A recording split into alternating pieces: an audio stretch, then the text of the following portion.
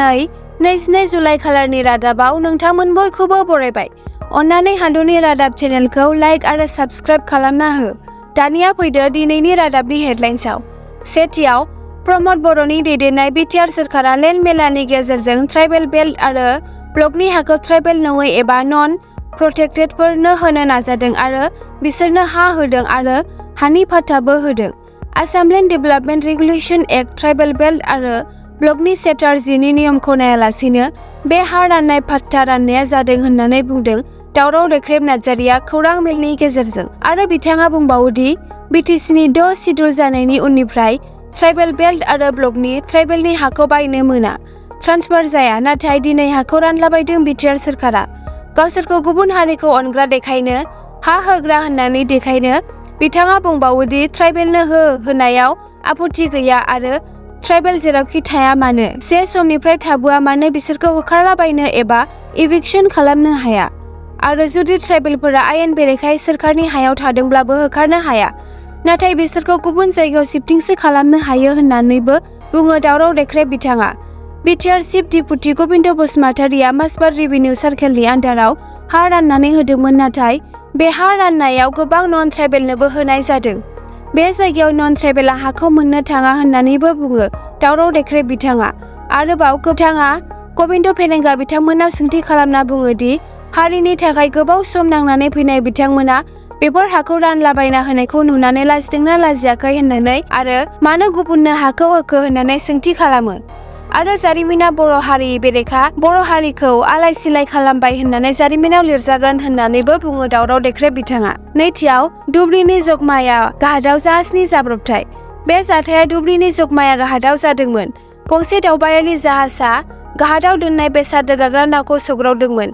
दावबायारि जाहाजनि सौग्रावनायाव गंसेनि मुवा बेसादनि फेरिफोरा खहा जादों। बेनि अनगायैबो जाहाजजों सौग्रावनायनि जाहोनाव ब्रह्मपुत्रआव गुबुन मोनसे फेरिया बायदों आरो गबोदों। जाहाज जाब्रबथायाव फेरियाव थानाय सा 7 सुबुंफोरा जोखोम जादों। जोखोम जानायफोरखौ थाबैनो धुबुरी मेडिकेल कलेज हस्पिटालाव थिसननाय जायो। बेखौ मिथिनो मोनोदि दावबायारि जाहाजआ फकीरगन्जनिफ्राय धुबुरी फारसे थांगासिनो दंमोन। थामथियाव बखाजानाव गोबां बिबांनि आयेन बेरेखा लाबोनाय सिगारेट जब्द खालामनो हादों। बखाजान महकुमानि दिलाइ पुलिसनि नाका थालसेयाव गोबां बिबांनि गुबुन हादोरारि सिगारेट जब्द खालामनाय जादों। मणिपुरनिफ्राय फैबाय थानाय UP 38T2354 नम्बरनि ट्राकनि आन्दोनि खथायाव दोनखुमानानै गुबुन हादोरारि सिगारेट जगायनो नाजादोंमोन। नाथाय पुलिसआ मणिपुरनिफ्राय गुवाहाटी थांनाय लामायाव दिलाइयाव 29 कार्टन गुबुन हादोरारि सिगारेट जब्द खालामनो हायो। जब्द खालामनाय सिगारेटनि हाथाइनि बेसेना 10 लाख रांसो जागोन होनना मिथिनो मोनो। सिगारेटजों हमजानाय सानै फालांगिरिफोरा फारियै मोहम्मद जावेद